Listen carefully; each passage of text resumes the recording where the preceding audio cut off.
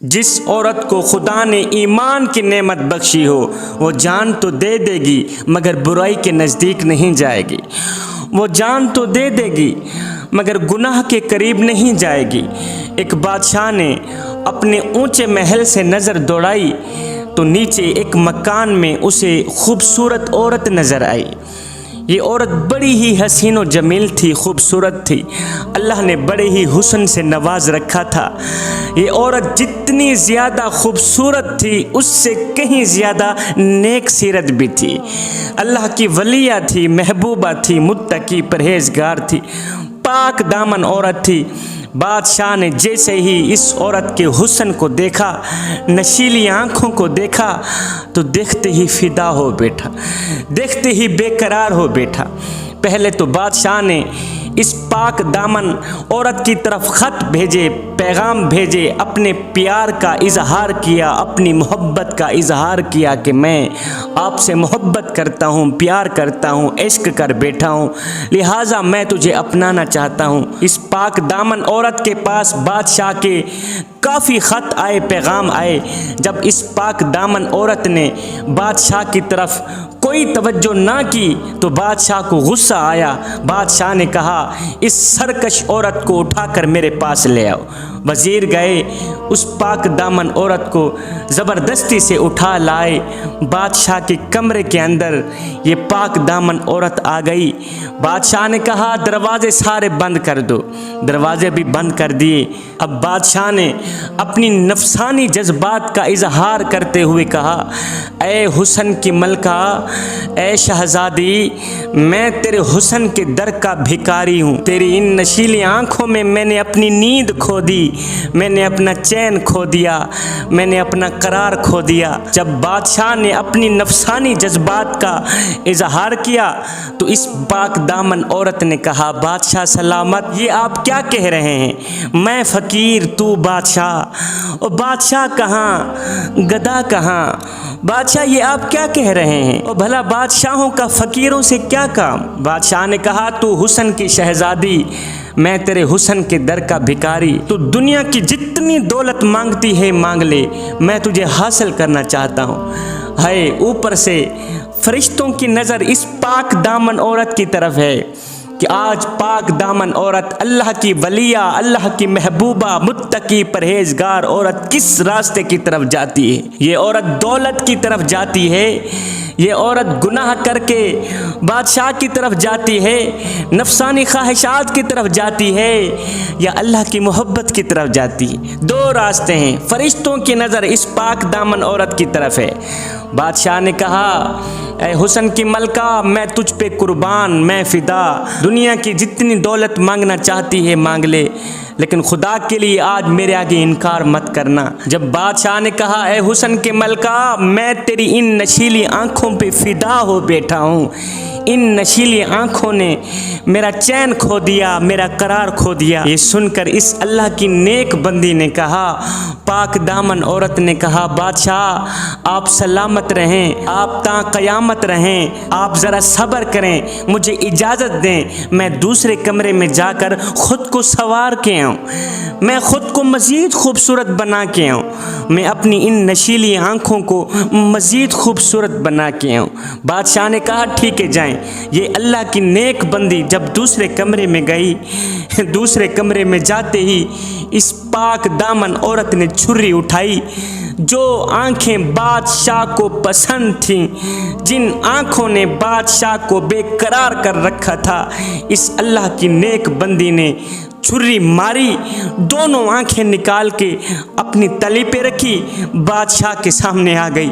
کہا بادشاہ یہ لے آنکھیں، جن آنکھوں نے تجھے بے قرار کر رکھا تھا، جن آنکھوں کے پیچھے تو مرنے کو تیار تھا، جن آنکھوں نے تجھے عشق میں مبتلا کر رکھا تھا، بادشاہ یہ لے آنکھیں، وہ آنکھیں تیری خدمت میں حاضر ہیں۔ دونوں آنکھیں نکال کر اس اللہ کی نیک بندی نے جو بادشاہ کو جملہ بولا تھا وہ آج کل کی اسلام کی مقدس شہزادیوں کے لیے ایک سبق ہے۔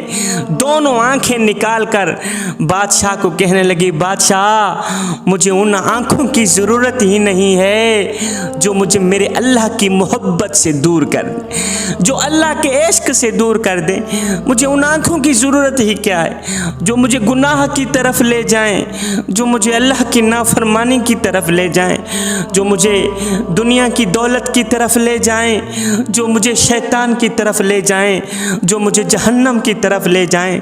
بادشاہ مجھے ان آنکھوں کی ضرورت ہی نہیں ہے۔ یہ لو بادشاہ، جن آنکھوں کے پیچھے تو مر مٹ رہا تھا، جن آنکھوں کے پیچھے تو بے قرار تھا، بے چین تھا، وہ نشیلی آنکھیں تیری خدمت میں حاضر ہیں۔ بادشاہ مجھے ان آنکھوں کی ضرورت ہی نہیں جس سے میرے محبوب کی محبت مجھ سے چھین لی جائے۔ ہائے، آج کل کی اسلام کی مقدس شہزادی کہتی ہے جی میرے بچے چھوٹے ہیں، نماز کا وقت نہیں ملتا، قرآن پڑھنے کا وقت نہیں ملتا۔ میری ماؤں، میری بہنوں، میری بیٹیوں، آؤ میں تمہیں سیدہ فاطمہ الزہرا کی چوکھٹ پہ لے جاؤں۔ حسنین کریمین کی تربیت بھی ہو رہی ہے، مولا علی کی خدمت بھی ہو رہی ہے، مہمانوں کو کھانے بھی کھلائے جا رہے ہیں اور چکی بھی پیسی جا رہی ہے۔ ہائے، پورا دن کام کرتی ہے، سارا دن چکی پیستی ہے، بچوں کی دیکھ بھال کرتی ہے، مہمانوں کی مہمان نوازیاں کرتی ہیں، سیدنا علی المرتضیٰ شیر خدا کی خدمت کرتی ہے۔ پورے دن کی تھکی سیدہ فاطمہ الزہرا، سارے دن کی تھکی سیدہ فاطمہ الزہرا جب رات کا وقت آتا ہے تو سکون کرنے کے لیے بستر نہیں بچھاتی بلکہ مصلی بچھا کے اللہ کے حضور کھڑی ہو جاتی ہے۔ ایک سجدہ کرتی ہے، دوسرا سجدہ ابھی کرتی نہیں کہ رات ڈھل جاتی ہے۔ جب صبح ہوتی ہے، فجر ہوتی ہے تو عرض کرتی ہے، او میرے کریم رب، تیری راتیں اتنی چھوٹی ہیں کہ تیری بندی ایک سجدہ کرتی ہے، دوسرا سجدہ رج رج کے کرتی نہیں کہ صبح ہو جاتی ہے، رات ڈھل جاتی ہے۔ او میرے کریم رب، تیری راتیں اتنی چھوٹی ہیں کہ تیری بندی کا ذوق بندگی بھی پورا نہیں ہوتا۔ او میرے کریم رب، ایک رات تو اتنی بڑی بنا دے کہ تیرے محمد کی بیٹی رج رج کے تجھے سجدہ تو کر سکے۔ وہ تھا عشق، وہ تھی محبت۔ انہوں نے اللہ کے حضور اپنا سر جھکایا ہے، اللہ کو پایا ہے۔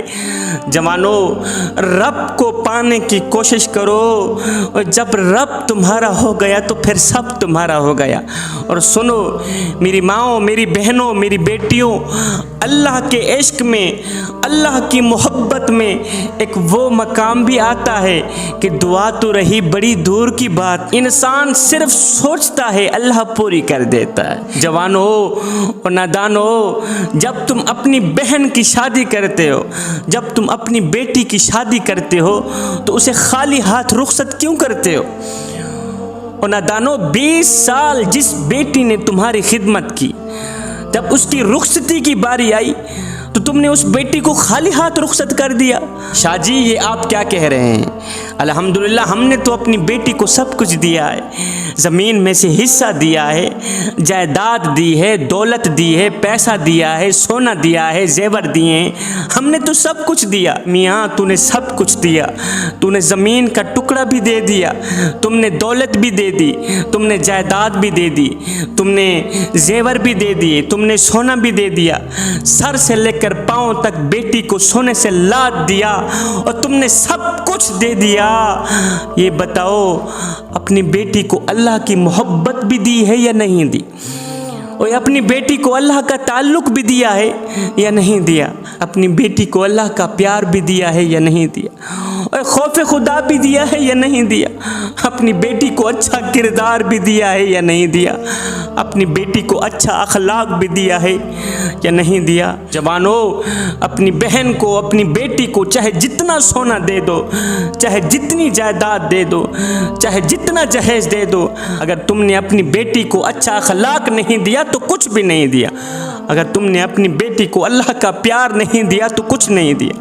اگر تم نے اپنی بیٹی کو خشیت الہی نہیں دی, خوف خدا نہیں دیا تو کچھ نہیں دیا. یہ بیچاری پہاڑ جیسی زندگی کیسے گزارے گی؟ ہائے کاش کہ تو اپنی بیٹی کو اللہ کی محبت دے دیتا, کاش کہ اپنی بیٹی کو اچھا کردار دے دیتا, اچھا اخلاق دے دیتا, بولنے کی تمیز دے دیتا, پیار دے دیتا, محبت دے دیتا, قرآن دے دیتا, نماز دے دیتا. کاش کہ تو اپنی بیٹی کو خوف خدا دے دیتا, اللہ کی محبت دے دیتا.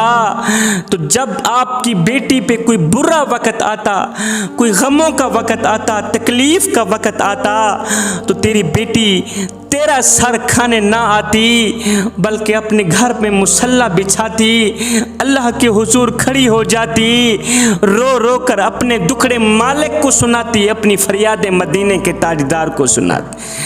کاش کہ تو اپنی بیٹی کو اللہ کی محبت دے دیتا. آج کل باپ کہتا ہے جی میرا جو داماد بننے والا ہے وہ انجینئر ہے, وہ ڈاکٹر ہے, وہ پیسے والا ہے, وہ کاروباری ہے, وہ بزنس مین ہے. میں نے کہا میاں وہ سب کچھ ہے, وہ ڈاکٹر بھی ہے, وہ انجینئر بھی ہے, وہ کاروباری بھی ہے, وہ بزنس مین بھی ہے. مجھے یہ بتاؤ کہ وہ انسان بھی ہے یا نہیں؟ کہیں حیوان تو نہیں, کہیں درندہ تو نہیں, کہیں باتوں پہ تیری بیٹی کو یہ تو نہیں کہے گا اوے بکواس بند کر, اگر تو نے زیادہ بات کی تو پرچی ہاتھ میں پکڑا کر گیٹ سے باہر نکال دوں گا, اور کہیں ایسا تو نہیں کرے گا. او نادان, جس عورت کو میرے نبی نے عزت بخشی ہے, جس بیٹی کو میرے کریم نبی نے خود اللہ سے عزت مانگ کر وراثت میں دی ہے, اسے ذلیل کرتے ہوئے تجھے شرم نہیں آتی؟ اسے بے عزت کرتے ہوئے تجھے شرم نہیں آتی؟